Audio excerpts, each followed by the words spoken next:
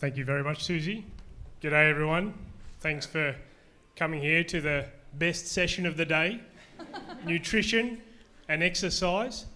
I love food and I love riding my bike, so I picked this one as probably, I think, my most exciting. And also, for everyone here who has something to do with type 1 diabetes, which I'm hesitating to guess is everyone, these are two crucial elements I have definitely found to living a happy, a healthy and successful, well-managed life with type 1. Now, we're very lucky to have some esteemed people to shed a bit more scientific knowledge on the processes of exercise, diet on our type 1 diabetes.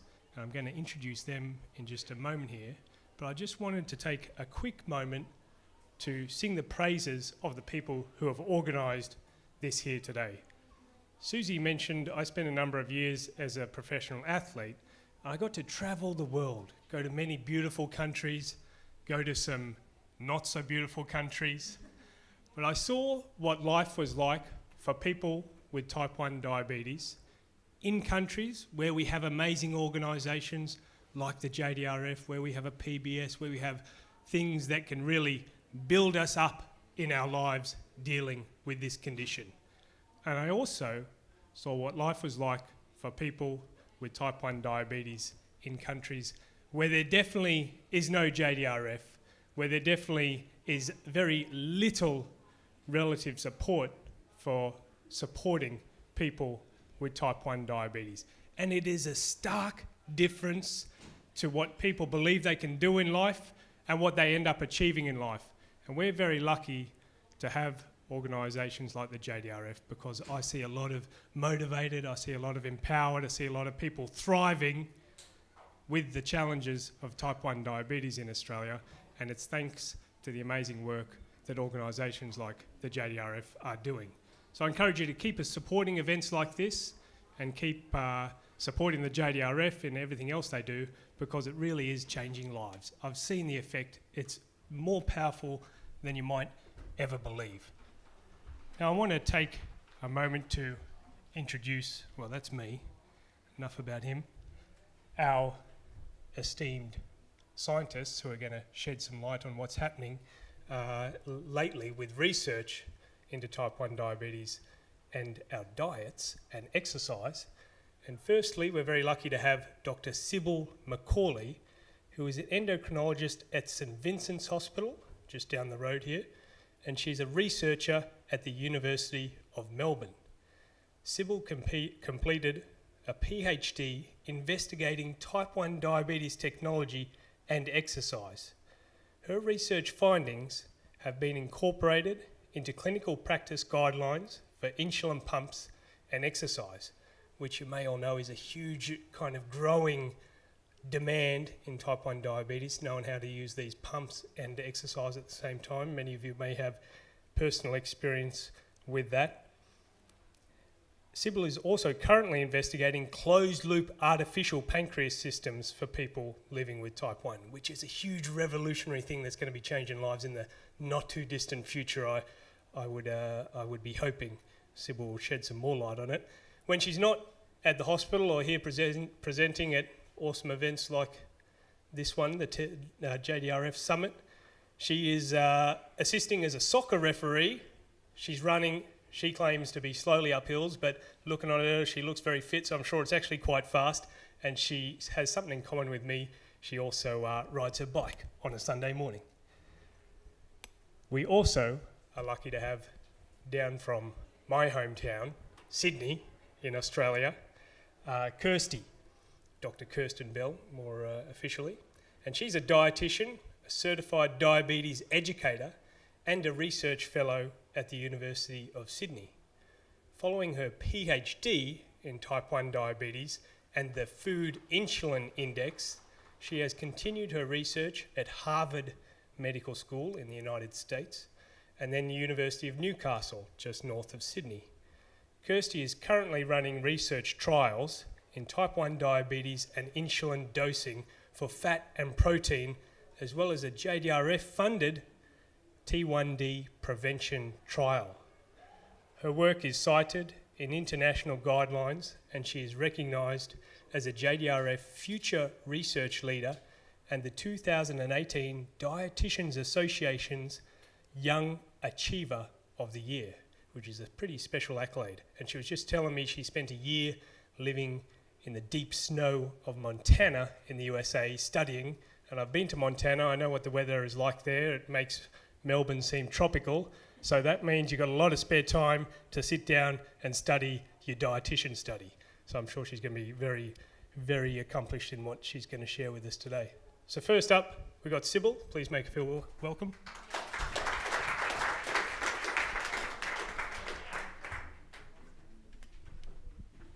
Thank you, Justin, and thank you very much for everyone for coming along, giving up this piece of Melbourne sunshine and spending the next hour or so with the three of us. And thank you to JDRF for the honour and the opportunity of sharing this topic with you. We absolutely lucked in getting the best topic of the day. I'm completely biased, and I hope you all are too. So what I'm going to do in the next 10 minutes or so is go through some of the general principles of exercise, glucose and insulin. I'll then hand over to Kirsty, who'll talk through the nutrition side of things. Oh, sorry about that. And then we will come together and open it up together with Justin to take any of your questions, comments and have a discussion. So I'm going to start firstly with why exercise. And some people may think that's a no-brainer, and of course we exercise, that's part of life, and other people may think that there are barriers to exercise. And certainly people's motivations for exercise may well be quite different, and that's part of how we need to look at how to approach the type 1 diabetes management with exercise, depending on if we're aiming for weight loss, for fitness, for competition and elite performance, enjoyment, or all of these at once. So these are all excellent reasons to exercise and may well point down one or another path with how we go to adjusting insulin or have supplemental carbohydrates. So if we just reflect on the Australian activity guidelines, this is for adults aged up to 65. And importantly, this is for all adults, whether or not we do or don't have type 1 diabetes. And so these are minimum recommendations. More than this is absolutely great too. But at least each week accumulating somewhere between 150 to 300 minutes of moderately intense physical activity over the week. If it's vigorous activity, it's half that amount. And as well as that, fitting in muscle strengthening exercises on at least 2 occasions per week.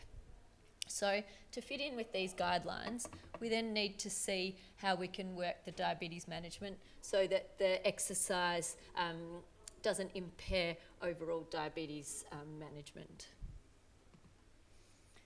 And it can be very tricky. So certainly there can be a concept of the exercise versus the glucose levels. And some people may see it as a seesaw where it's one or the other, but it's actually quite hard to get these balanced.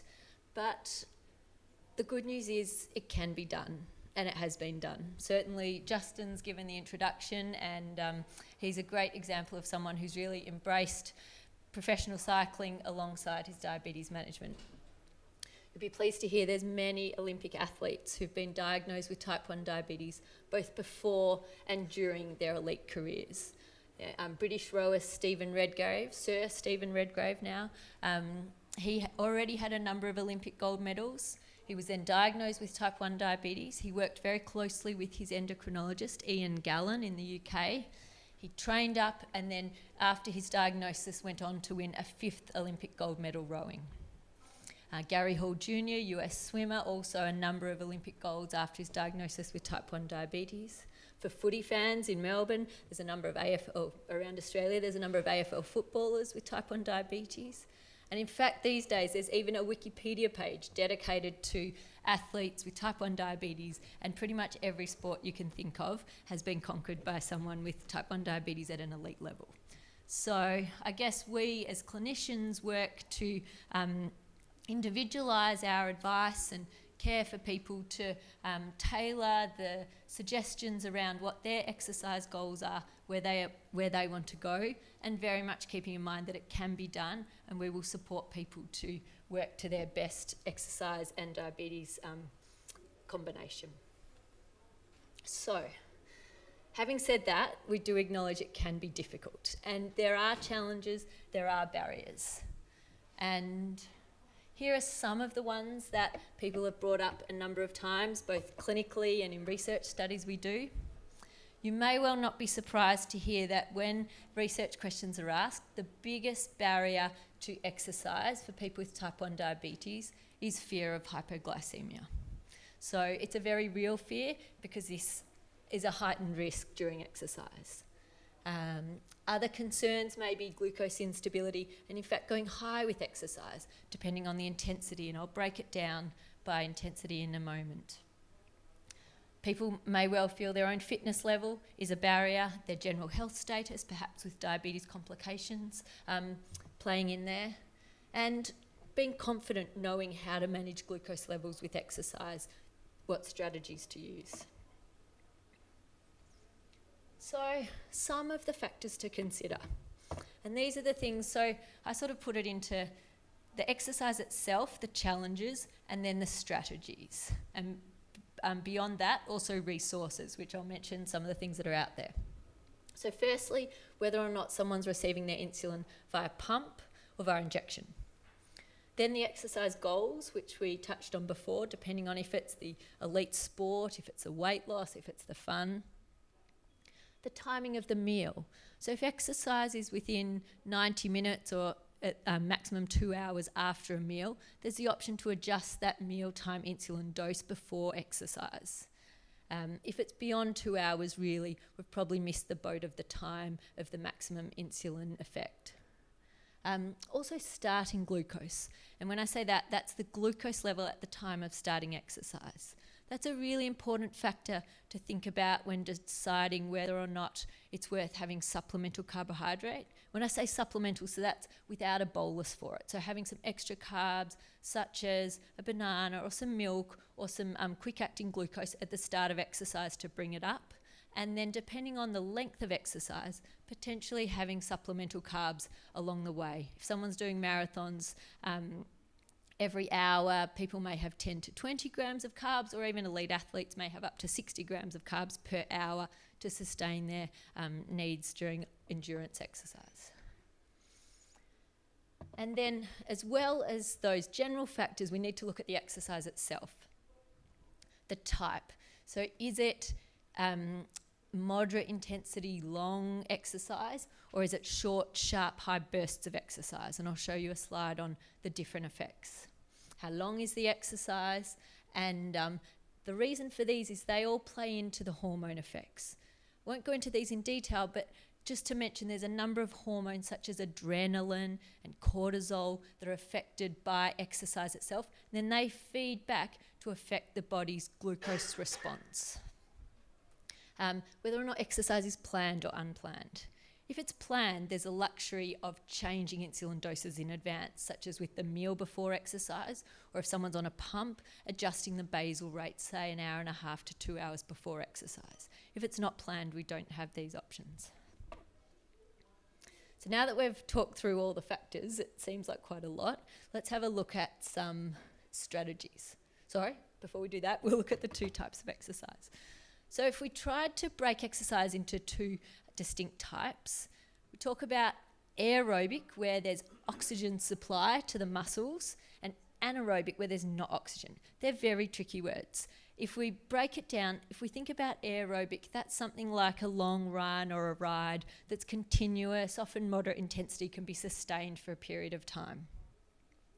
The anaerobic is short, sharp bursts, so sprints or heavy weights or intervals of things that causes the lactate in the blood to rise, and these are short durations. The issue is these have very different effects on glucose levels. If we tried to put it in a picture, the insulin requirements for anaerobic are much higher, and as we go along the line where the exercise intensity is less, the insulin requirements are much lower. In fact, there's more metabolism of glucose. So that's when we might want to pull back on the insulin dose to reduce the chance of hypos. So this is a slide that puts these together. So what we might expect from glucose, so if we see here going for a long run or a ride at a constant work rate, glucose may well trend down. And I expect many of you will be familiar with this. How much it trends down depends on the exercise itself, the intensity and the duration. It also depends on other personal factors such as fitness and nutrition and the glucose at the start of exercise. But when it's expected that the glucose will trend down, one of the really useful approaches is to reduce the insulin that's on board. In a healthy pancreas, the pancreas stops producing insulin straight away and then getting down to very, very low levels. But with type 1 diabetes, when the insulin's already delivered, it's already there, we actually aim with the strategy of reducing the insulin delivered quite a while in advance, such as an hour and a half beforehand, reducing a pump rate by a substantial amount, maybe by 75%, or if someone's having injections and eating an hour beforehand, the mealtime dose could be reduced by half, for example. On the other side, if we're having high bursts of activity, what we may well expect is a glucose goes up, especially quite quickly. The adrenaline goes up, and that causes people to be less sensitive to insulin and causes the glucose to spike. So in these cases, in fact, we may want not less insulin on board, either the same or more insulin on board to avoid it going up, depending on how intense and how long the exercise is going for. A mixed exercise picture, so that may well be a sport game, so game of football or basketball or a mixed gym circuit, could either cause a glucose to go up or down. Sometimes it depends on the opponent and it's hard to know who you're facing. So this one could cause glucose to go either way, but often with a mixed exercise, people can have the same doses of insulin during the exercise itself. For all these exercise types though, one thing to think about after exercise is that people are more insulin sensitive. So actually there's also that risk immediately after exercise of going low and late at night, that night going low. So if someone's correcting at the end of exercise, maybe a bit less insulin because that's going to have more effect than if they hadn't just exercised. And then this is the last one of the slides. This is a table putting together some of the insulin suggestions. This is a very generalised starting point. Once you're familiar with your own exercise regimen, your own body's response to exercise, these can be changed as you go. But this is sometimes a good starting point for people to work with. If we go down this left-hand column, so moderate intensity aerobic exercise. For the meal before exercise, consider reducing the mealtime dose of anywhere between 25 and 75% of what one would have with that food. And that's if the meal's within an hour and a half to 2 hours of exercise. For people on a pump, there's the option of reducing the basal rate. Certainly we've done some work looking at the effects of reducing the basal rate. If we halve basal rate an hour before exercise, there's really not that much change by the time exercise starts and there's still a hypo risk. So actually these days, some of the newer guidelines are suggesting reducing it by much more, say 75%, an hour and a half to 2 hours before exercise. At the end of exercise, go back to the normal basal rate because that takes a while to take effect. And then at night, there's that risk of going low. Going over to the side, this is the last bit we'll go through. So for high intensity exercise, in fact, we may expect the glucose level to rise quite quickly. And in fact, people may require more insulin. So not to reduce it at the meal beforehand. And sometimes people find at the start of a high intensity gym session, even having an extra 1 or sometimes 2 units of insulin on its own helps curb that glucose rise. Basal rate change, people could increase it at the start of exercise, but then immediately after exercise, there's that hypo risk. So really going back to the normal insulin levels or even a reduced level if one's correcting. And overnight, there's that risk of late onset hypoglycemia. So some people find reducing their insulin, either injection dose or basal rate overnight, is a good way to approach it. So that's just some general strategies. I'm going to hand over to Kirsty now to go through the nutrition, and then happy to take questions about all of these and hear your experiences with adjusting your diabetes medication for exercise. Thank you. Thank you.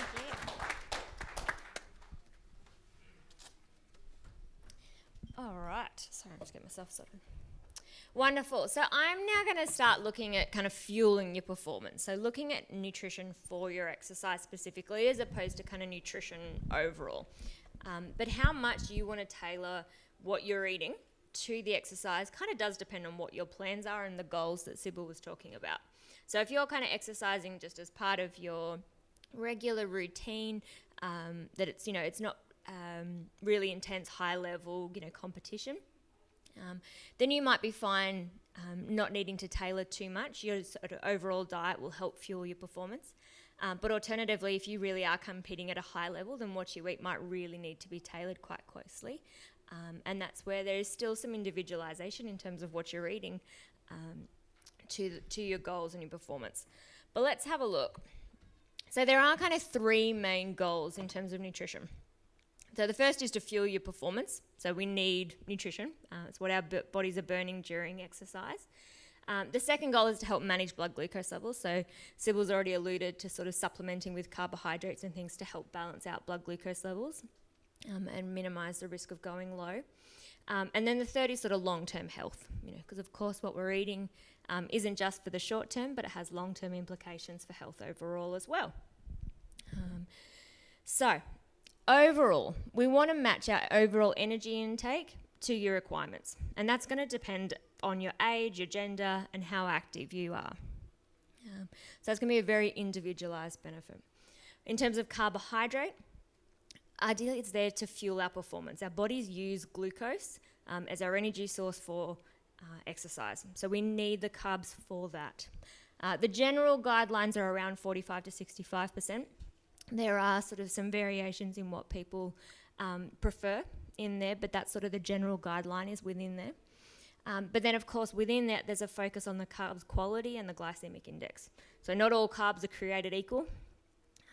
And sort of the nutrition benefit and in terms of fueling performance you're going to get from a donut versus, say, fruit or something with a lot more nutrition to it is going to be hugely different. So looking at not just how much, but what it is that you're having. Fats is also there to fuel performance, and that ties into what Sybil was saying around the type of exercise. So initially in that anaerobic, where the body's sort of going for that burst, it's really using up all that glucose primarily. But as you settle into sort of a longer, more aerobic, that body switches to using fats, preferentially. It still needs glucose, but it is preferably switching over to fat. So there is burning fats for energy for sport and exercise there. General guidelines, again, fairly consistent around 20 to 30%. And the focus from a long-term health perspective is on the unsaturated fat sources. So more of your sort of avocados, your olive oils, just canola oils, some of those healthier ones that are better for your overall heart health as well. Moving on, we're looking at protein. So protein is really about fostering recovery. So we don't want to use protein for energy for sport. We use a protein focusing on our muscle synthesis and repairing our tissues afterwards. So all that kind of feeds into recovery rather than for fueling. The guideline is around 10 to 35% of energy. And again, because this is all a percentage of your energy intake, it's going to vary based on what your energy needs are. And it again depends on what your exercise goal is, because that depends on probably what muscle mass you have, but also how much your muscles need to be repaired and synthesized after exercise. So if you've got sort of a general activity in the realms of 0.8 of a gram per kilogram per day is probably fine. If you've got a higher muscle mass and a higher need, then somewhere up to 1.6 grams per kilo per day. I can tell you, in Australia, we have no problem meeting these guidelines. It's actually not that much protein. So 0.8 grams per kilo for someone who's, say, 70 kilos, is only 56 grams of protein per day, which is about a 280 gram steak for the whole day for all protein. That would meet your needs. So when you think about protein, we're getting from our dairy, we're getting from, the other proteins, the other meats or eggs or alternatives that you might be having from the day. You're going to get tiny bits from lots of other food sources as well. It's actually not a huge amount. If you're up to the higher end, so around 1.2 grams per kilo, for that same person, all they'd need to do is add a tin of tuna and they would meet their goal in terms of grams of protein there too. So we really in Australia don't have much trouble meeting these protein goals at all. They're not that high in terms of real food. Moving on to micronutrients, and this is sort of where the type of the carbs, fat and protein is going to play in, because this is where you're getting the micronutrients you need for performance. So things like calcium and vitamin D are around strong bones.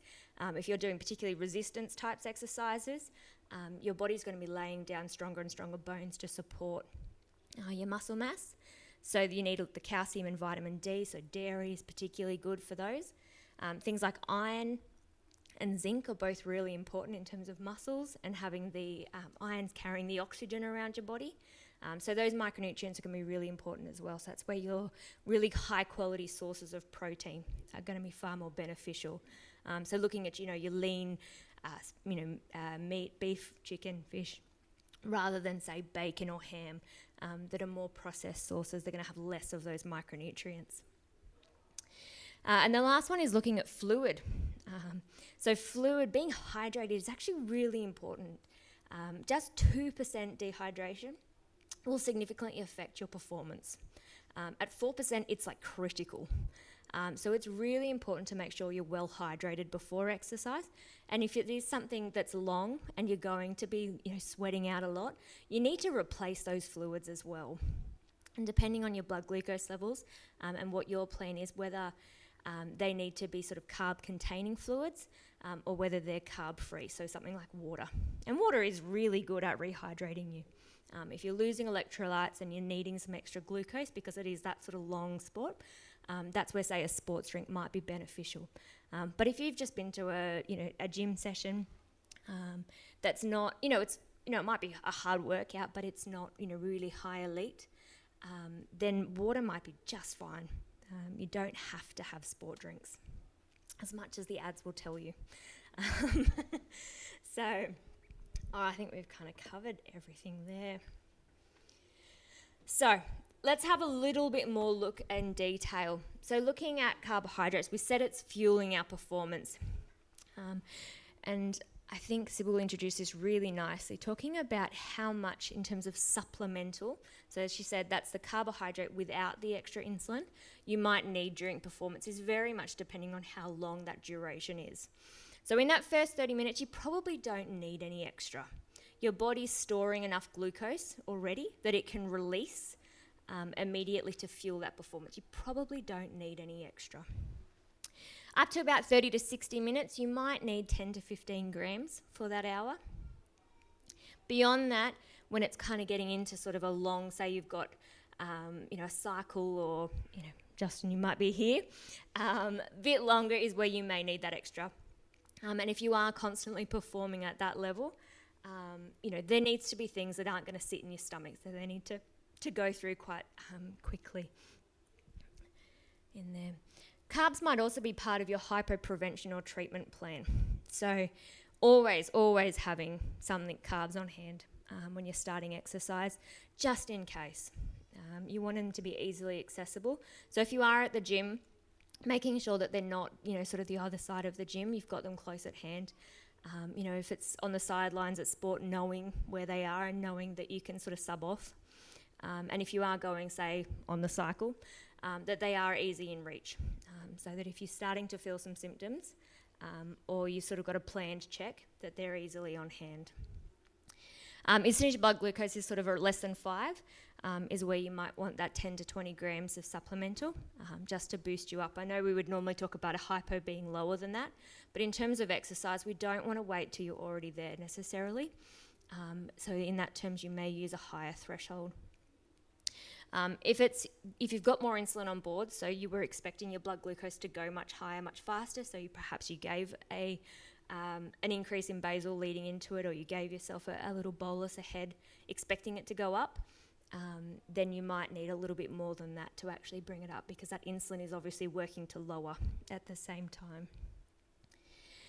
The other side of it is the low carb, friend and fro, and there really is very little, and I say everything, this prefaces everything I've said today, there is very little on nutrition for exercise in type 1 diabetes in terms of evidence. A lot of what we base this on is based on studies done in people with type 1 diabetes not necessarily exercising, and then people who don't have type 1 diabetes who are exercising.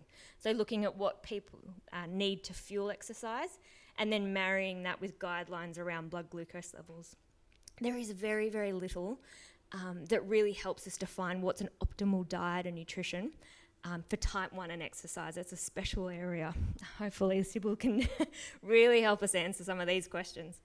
But in terms of low carb, it's not routinely recommended in people without diabetes for exercise because the body is using glucose so much during it. And particularly for endurance, the Australian Institute of Sport tends to say that it just hampers performance, that it is hard to keep at the high level because your body does need that glucose to get going. The other risk is, of course, around ketone production.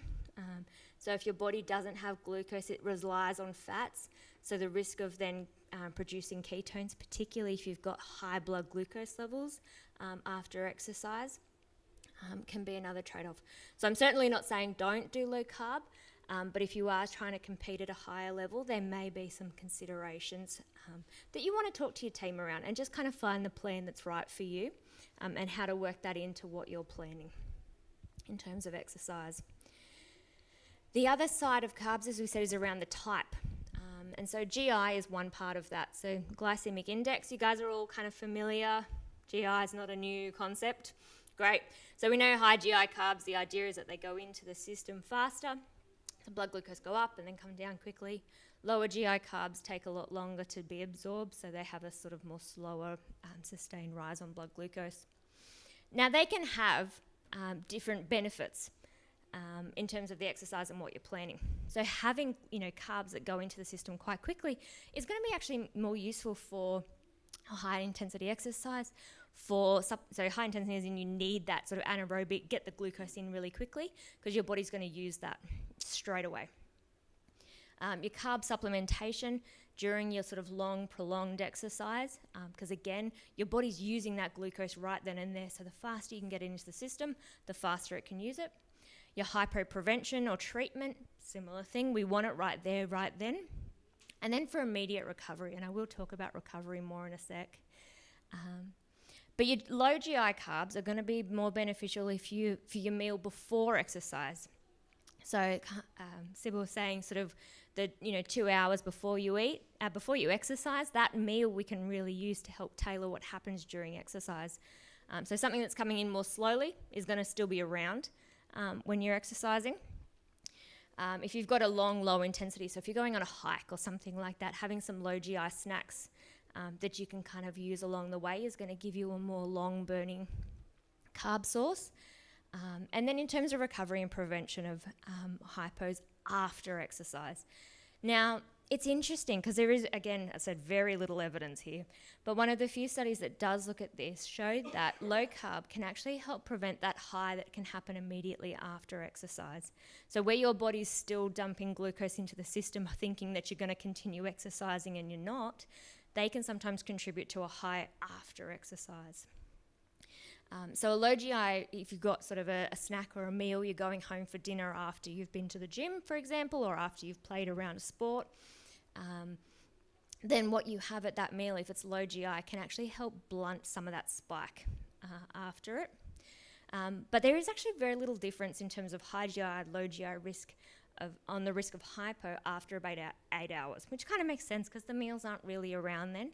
But that risk of low is still really present.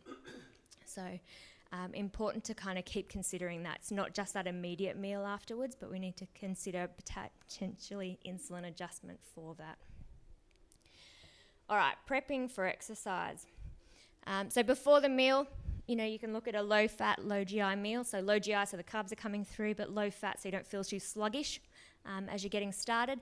Immediately before exercise might be a snack 5-15 minutes before you go. And that's where a high GI for that rapid glucose release might be useful. Alternatively, if you're sort of exercising at a lower intensity, low GI might be a better option for you there. And then carb loading is kind of a whole separate story. And that's for sort of really endurance athletes who might be doing that carb loading in the 3 to 5 days prior to a competition.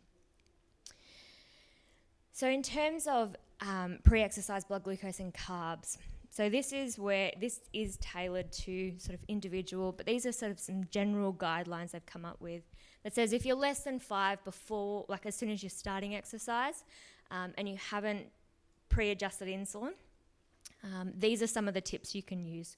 So say 10 to 20 grams of glucose before you start, just to lift you up and delay your exercise until you are back over 5 millimole. And then you do need to watch carefully to make sure that you're not going to dip straight away. So watching for those hypos.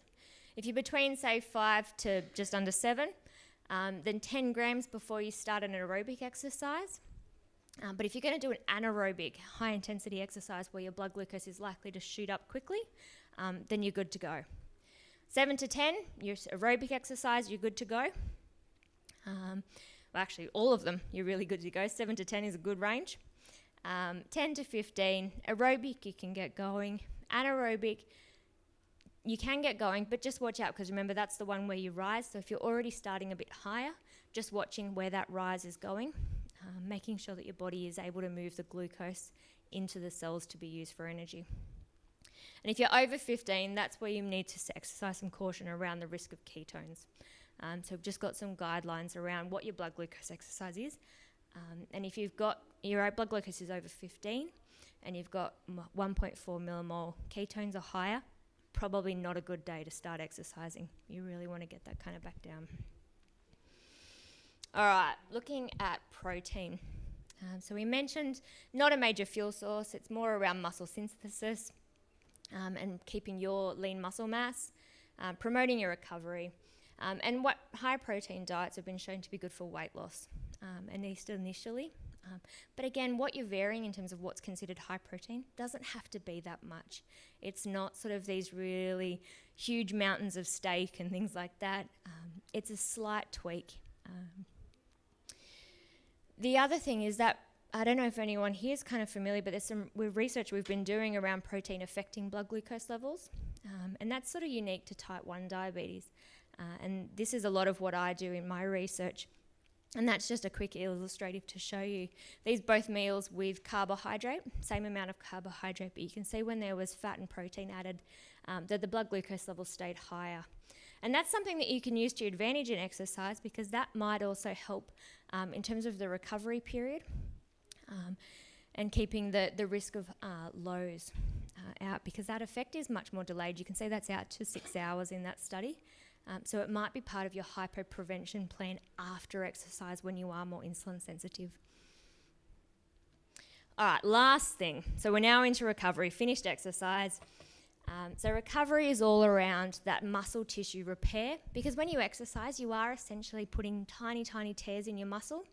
And then when you're recovering, you're repairing all of those tiny tears and also that muscle's getting bigger and stronger because it knows that you're using it. So repairing that, replenishing your glycogen stores, so that's your store of glucose in your muscles and your liver. And that's important in prep for your future activity, preventing your hypos, and also preventing ketosis after.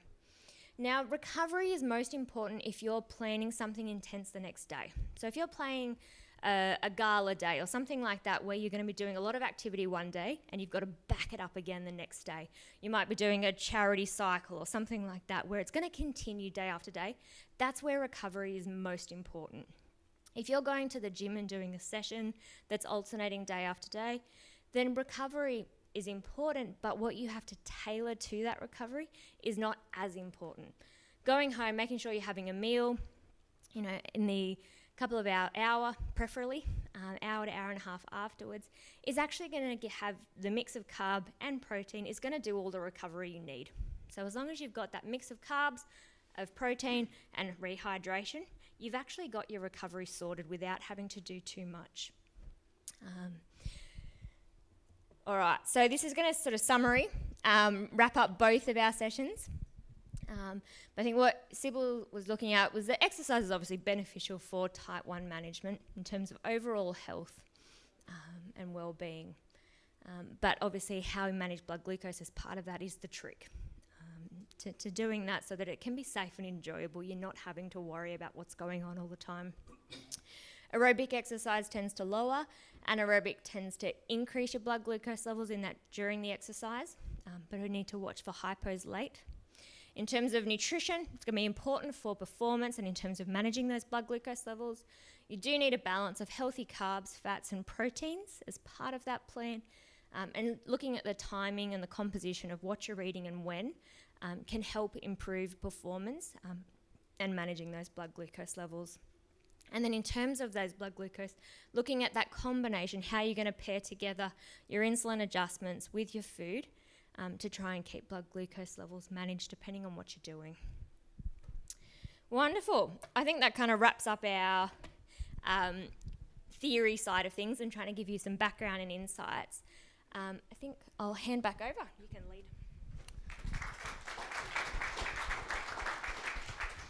Thank you, Sybil. Thank you, Kirsty. It's very interesting stuff. And I think we can be very grateful for the work people like Sybil and Kirsty are doing, as it was not too long ago that exercise at all was considered an absolute no-no for people with type 1 diabetes. And in fact, even today, I've met some doctors in some parts of the world who say to their patients with type 1 not to exercise at all, that it's way too risky, way too dangerous. But we're very lucky in this country. We, of course, know it's possible, and we're, of course, doing it because of the research of people like Kirsty and Sybil.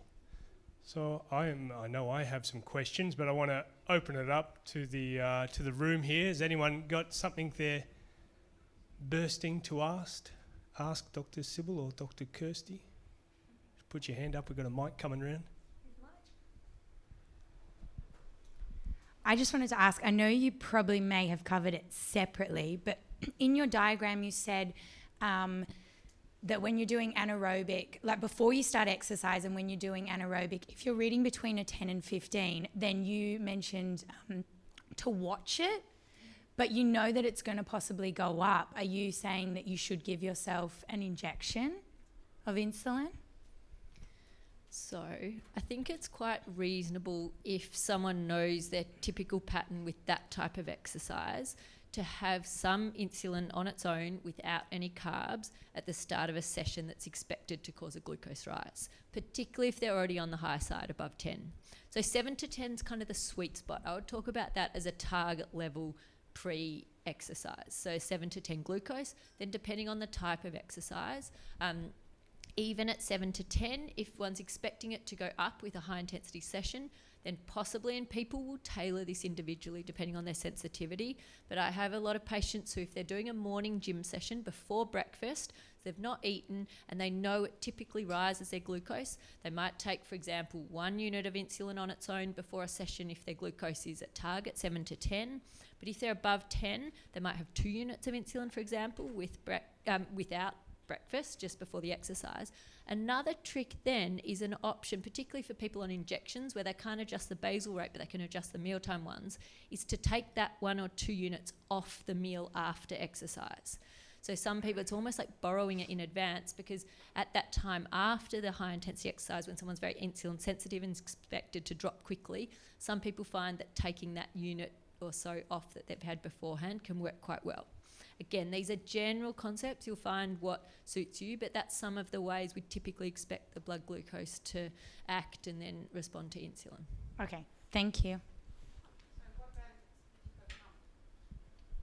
So with a pump, basically you have that option plus the option of the basal adjustment.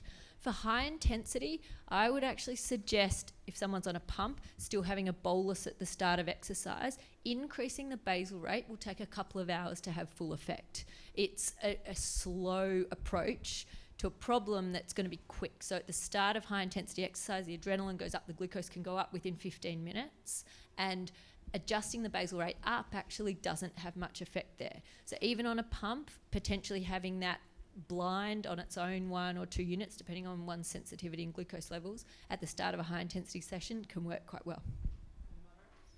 And moderate, so that's when, if it's a type of exercise where we're expecting the glucose to go down, we really want to have either less insulin on board, more carbs on board, or both. And some of that depends on the exercise goal. So if someone's goal is weight loss, they're really going to be potentially reluctant to have the extra carbs, and therefore ideally the exercise is a bit more planned so there can be less insulin on board. If someone's goal is as an elite athlete, their competition performance, then they may well want that extra carb. But certainly, so if it's a pump adjustment, we now know that it has to be quite some time in advance of exercise. So an hour is not enough in most cases, so an hour and a half to 2 hours. I guess one other thing to think about for people on pumps is whether or not they're going to wear their pump during exercise. So for contact sports, a lot of people will go into a footy match or a basketball match, take their pump off. They may well do that for swimming. So that needs to be factored in, that time without the basal delivery during then. Another thing I probably didn't mention, because we didn't have time, is also just that stress of competition. So if someone has 2 training nights a week for their team sport and then a competition day on the weekend, often we find there's big spikes of glucose at the start with the anxiety or excitement of the competition. It's in general good not to correct for that. Those rises tend to come down on their own. So there's that adrenaline, but then it would come down on its own. And if people correct for that at the start of exercise, they can then end up finding they go low. So it's just one thing to know what type of exercise and the emotional attachment to that exercise as well, because that really does play a big factor in how their glucose response is. And you may well have found that in your own sporting careers. Yeah, I'm interested in regards to, I fluctuate a bit with my exercise, mainly due to travel and kids. So I'll have weeks where I'm doing a couple of hours a day, and then other weeks where it's really low. And then I find it really difficult to then manage that up and down. And then occasionally I'll do a very long charity ride or whatever. And I'm interested in regards to the basal versus bolus adjustments and so forth of that. And then follow-up question is then alcohol on top of that. So, because you do those things, you like to have a drink afterwards. Sounds like one for Sybil and Kirsty. All right, so the varying the exercise, ideally now with all these modern type 1 diabetes management options out there, we fit the type 1 diabetes management in with the lifestyle. Just like with the meal timing, we fit the insulin doses with that, the same with exercise. As clinicians, we want to support and empower people to go about what they would normally eat and what exercise they would normally do, and then work the diabetes management in with that. So we completely understand that some weeks will be more active than others for all sorts of reasons. And if we work through this strategy of thinking about, okay, the type of exercise, the goal, the meal timing, and the starting glucose, the more we can talk with people with type 1 diabetes about all those factors, then when you're there at the start of your exercise bout or planning your day ahead, you can use those expected responses to tailor what you're going to do as far as the meals and the insulin adjustment. So does that answer the varying exercise question? It's more of an umbrella answer, and we then could sit there, and I sit there in clinic part of, so we talk about checking the eyes, checking the blood results, okay, and then exercise. What have you been doing, and what have your strategies been, and how have they worked? And then when we talk through that, we'll sometimes write down a bit of a plan, okay, try these now, tailor it, and then review. Just like if we're adjusting insulin doses for the general diabetes treatment, we review the response. So that's how I would work with someone to have different exercise types and timings.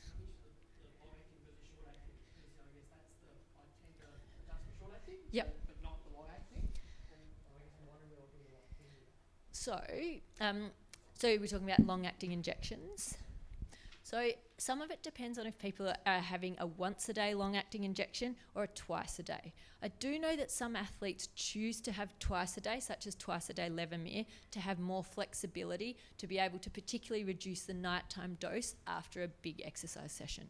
So if someone's on twice daily, an option is to reduce the nighttime dose by 20% and see how they respond. If someone's exercising every day, then their nighttime dose may well be that 20% reduced anyway, and in fact they just have a bit extra when they didn't exercise.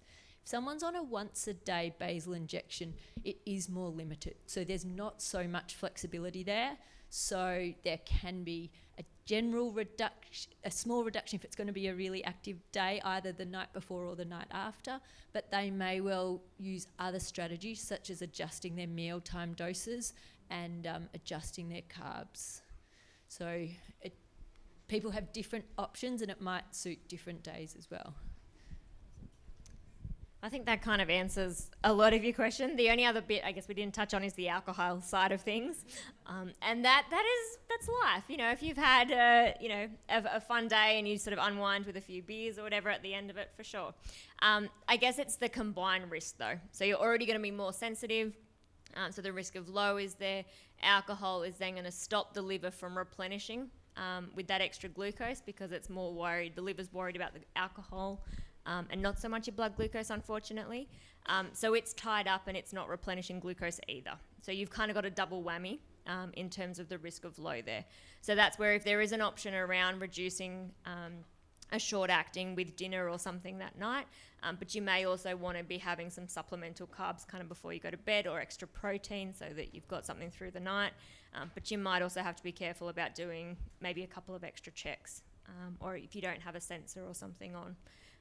Just because those two are going to play in. So 3 things to think about when drinking alcohol, especially after exercise. One is don't forget to eat. Yes. You do need to eat. Another one is ideally know what your glucose level is. And the third one, if possible, be with your mates. Because if you are going to crash, it's good if there's people around you. So I would say those 3 things. Certainly alcohol's fine. It's just that be mindful that it's a little bit more risky than the times without alcohol for those aspects. And they know what they're looking for. Yes, very common for the symptoms of being low, similar to being drunk. Any more questions we got for? I'll just wait for the mic, sorry, because I think they're recording it on the video recorder there. Yeah, cheers. I'm just interested with regards to the honeymoon phase and exercise and sugar control, if it exists, and what you recommend to someone diagnosed later on in life. Honeymoon phase, in case anyone doesn't know, when you're recently, just after diagnosis, your body's still producing a bit of insulin. So, Sybil, you're up. So, as the name suggests, the honeymoon phase, things are often a bit simpler if the body's still producing some insulin. So as the pancreas is attacked by the body and stops working, there may well be, that might happen very quickly. Classically with kids, it happens quite quickly. Now that we're having more and more adults diagnosed, it can happen much more gradually, sometimes over months and years. When there's a bit of the body's own insulin still being produced, it actually makes things simpler. There's that bit more of a buffer because that can turn off. So I would say the principles are the same, but there's a little bit more padding around all the options because some of the insulin is going to be made by the body and that will respond to glucose levels and exercise intensity and other things. The insulin that's been delivered either by a pump or injection will still have the same issues as for someone who's beyond the honeymoon. So, and I guess that's one of the big things. Insulin, once it's been delivered, we can't take it away.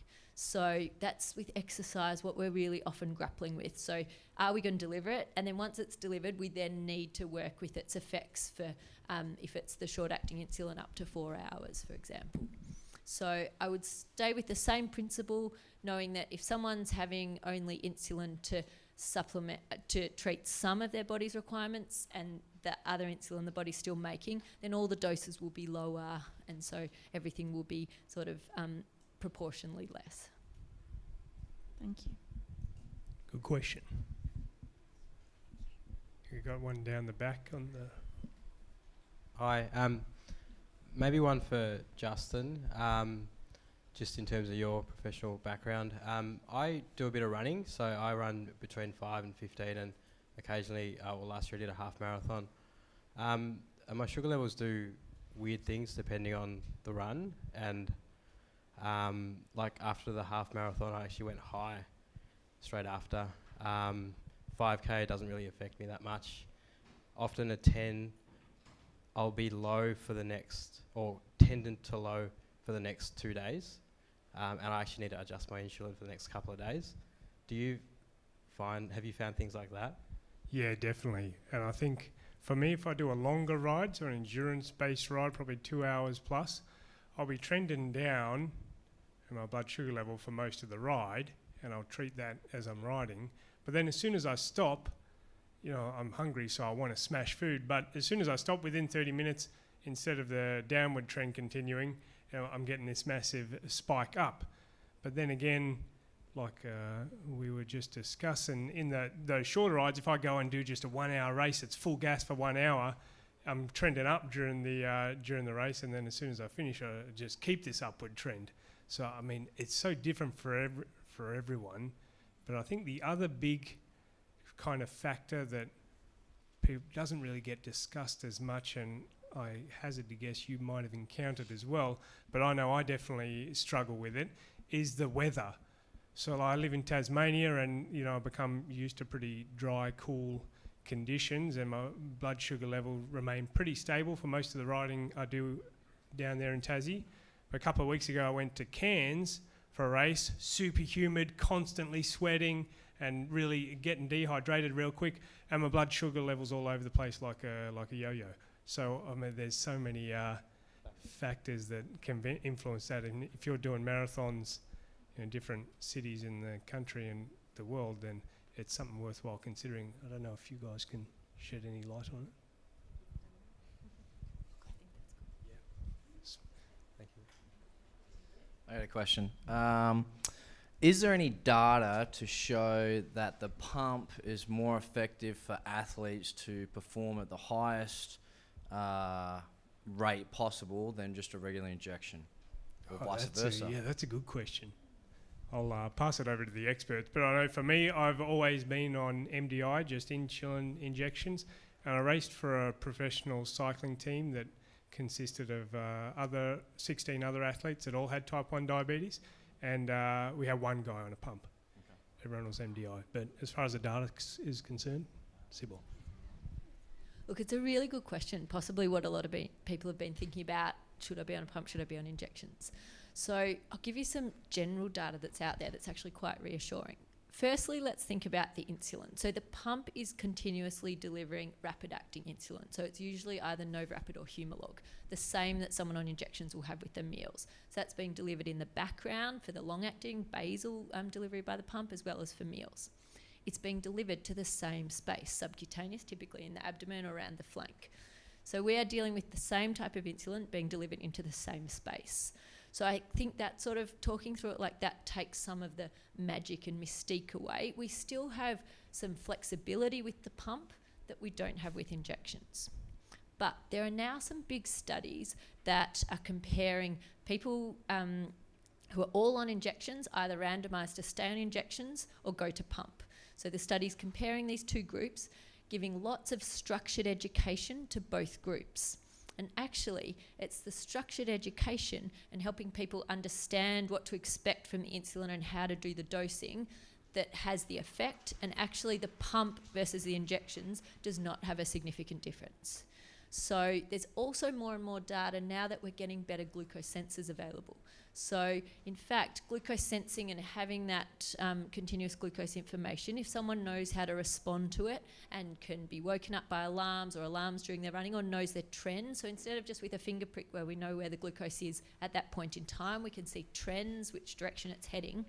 That continuous glucose monitoring has a beneficial effect as well, both on the moment-to-moment glucose levels as well as over months looking at HbA1c.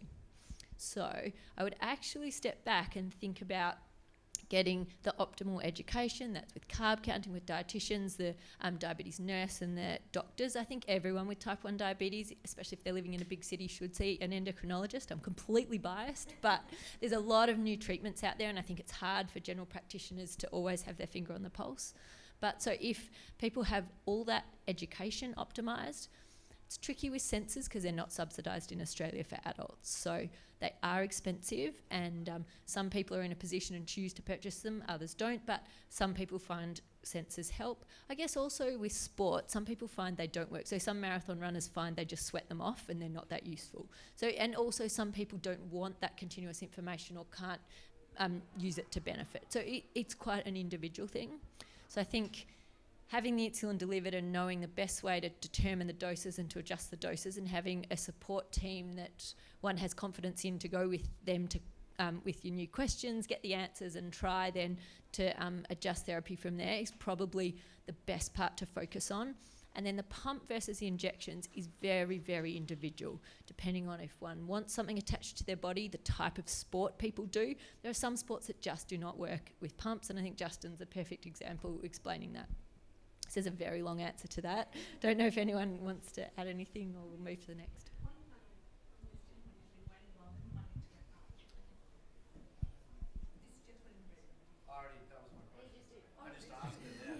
I can tell you from... down the back here. From, while we get the mic back there, I can tell you in cycling, there's a lot of pressure to be very skinny, very lean. And if you're wearing a pump and you go to the donut store and you need to bolus, you just bang a button and then you can have a donut. So from an emotional perspective, if you've got to draw a pen out and draw it up and then do an injection, many people, this is the experience we had on the team, many people would just decide, I won't bother about the donut. Whereas people on the pump, it was too easy. You could be a bit more disciplined with the injections. But that's the cycling experience.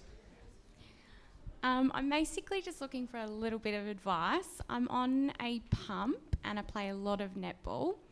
I find like I'll test 2 to 3 hours beforehand, and if I'm sort of in target, say like between 4 to 7 or something, I've always sort of put a temp rate on of 50% or lower, and going into the game, like I can be, say, 8, and I've always taken my pump off.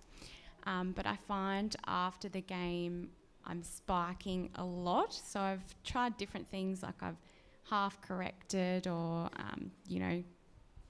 eaten as well, and, just all different things.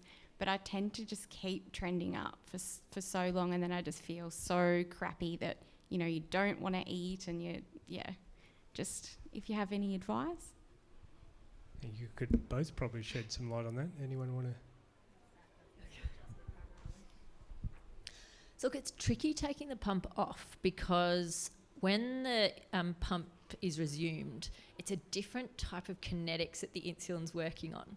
So if possible for people on pumps, it's great to trickle in a really small amount of insulin during sport, say 20% of the normal basal rate. It then makes resuming the usual pump rate usually work more smoothly with glucose levels.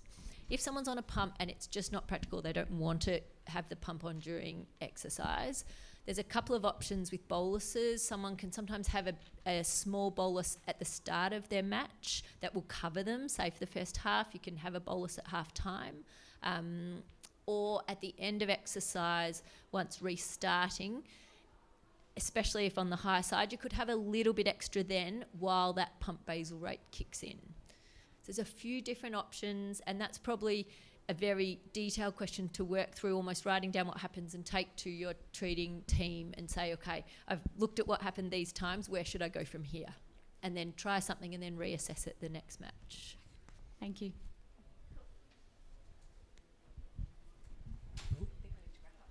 Thank you. Thanks for coming, everyone, and hope you learned something.